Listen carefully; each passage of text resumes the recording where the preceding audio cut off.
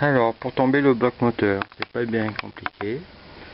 2 boulons, ici sur l'avant. Boulon parce qu'il y a la tête de vis là, en face. Écrou. L'autre boulon, il est là. Avec la tête là-bas. Et de l'autre côté, une simple vis. Là. Qui se vise directement dans le cadre de l'autre côté là-bas. Voilà, il n'y en a que 3. On s'assure que plus rien n'est branché aux alentours. Bon, là je suis tranquille, il n'y a plus rien. Bah, de toute façon, à ce niveau-là, il ne peut plus y avoir grand chose de branché. Clé de 12, clé de 14, peut-être de 13, si ça a été touché.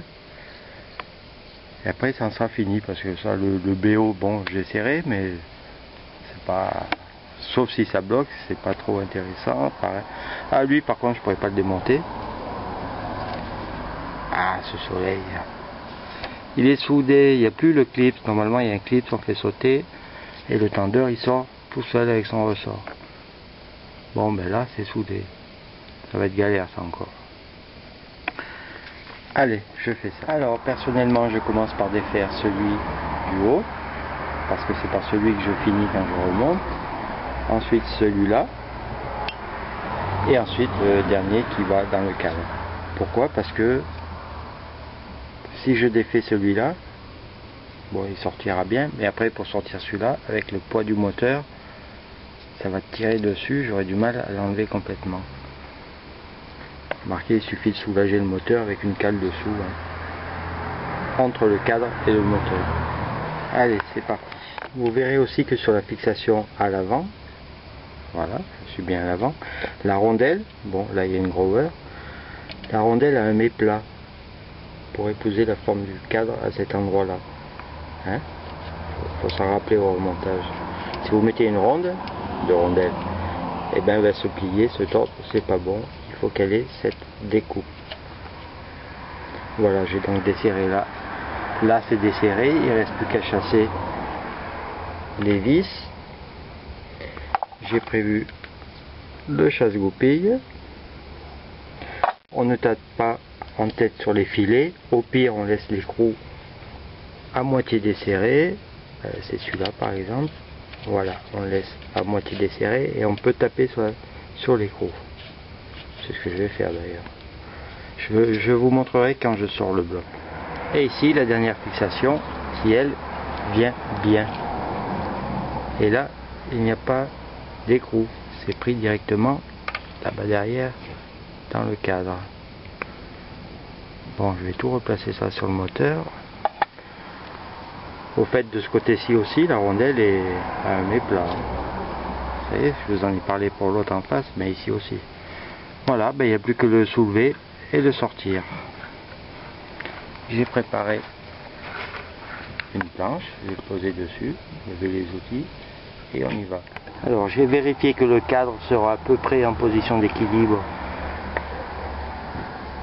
au moment où j'enlèverai le moteur, histoire qu'il ne se casse pas la gueule.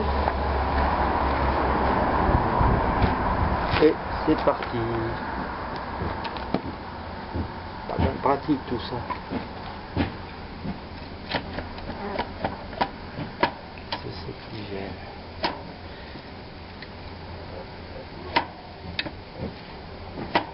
Ah, ça me plaît. Je vois, pédale de noix qui déchire.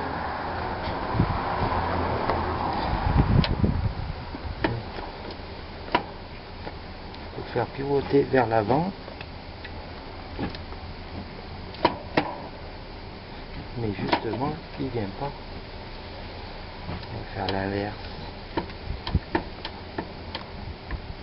Quasiment la même chose.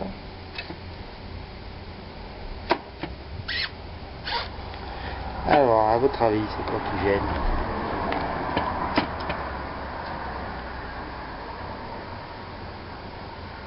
Alors, ça va là. Ça, je vais le bloquer là. Il n'y a rien qui gêne. doit sortir. Ou alors le cadre est complètement faussé. Ça va. Toujours cette fameuse pédale de frein tordue. Le cadre il s'en va un peu en arrière, je le avance. Voilà, c'est mieux, ça tient.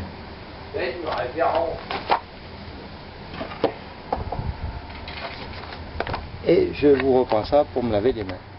Bon alors, qu'est-ce qu'on découvre sous le moteur? Du gras, très gras. Bon, je viens de me laver, je vais pas remettre les mains dedans. Voilà. Du gras, très gras. Pétard, il y en a une sacrée couche là, à l'arrière. Bon, bref. Surtout, une vis du sabot cassé là. J'avais vu au démontage qu'il n'y en avait que 3. Je pensais qu'il n'y en avait que 3, mais en fait la 4e est cassée à l'intérieur. Mais bon, elle sort bien, ça devrait être facile à sortir ça. Vous voyez comme elle sort bien, au moins 3 mm, une petite fente et hop, on y va. Alors, donc ça c'est bon, ça c'est bon. Au fait, vous n'avez toujours pas trouvé mon schmilblick? Cherchez encore. Ah, voilà, tac tac, ça c'est bon. Et ouais, je suis comme vous, je découvre moi là. Il y a toujours mon affaire de... Merde, oh là il va tomber.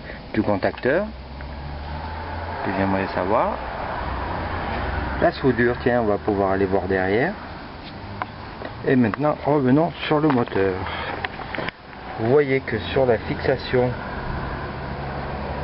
arrière supérieure, là, il y a un cylindre bloc. D'ailleurs, de ce côté-là, il commence à partir en vrille. Bon, c'est pour ça que je commence par le dernier. Parce que c'est le plus souple. Les autres sont fixes. C'est tout sur du dur. Voilà.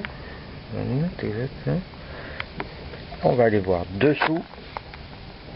Au niveau de la jointure des deux demi-carters. Bon, le bouchon de vidange, c'est moi qui l'ai remis. Voilà, c'est rien. C'est pas du gras de...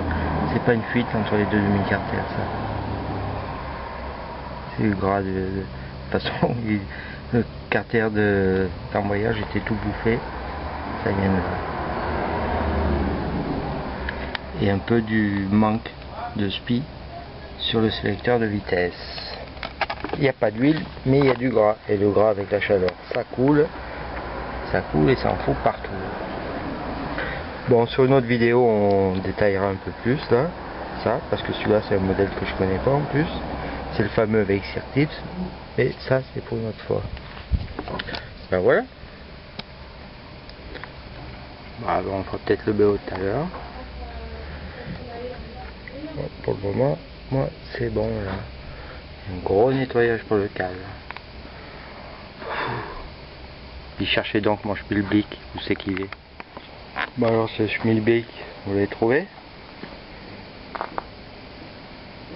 Bon, je vais vous aider en vous mettant quelques photos de cadre normal juste après la vidéo. C'est pas dur, hein? Si, c'est dur, parce que c'est tellement évident que c'est très dur. Bon, je suis gentil, je vous remonte encore. Bon, allez, à tout de suite pour les photos. Bon, rien que cette photo, ça devrait vous aider à trouver, c'est facile quand même.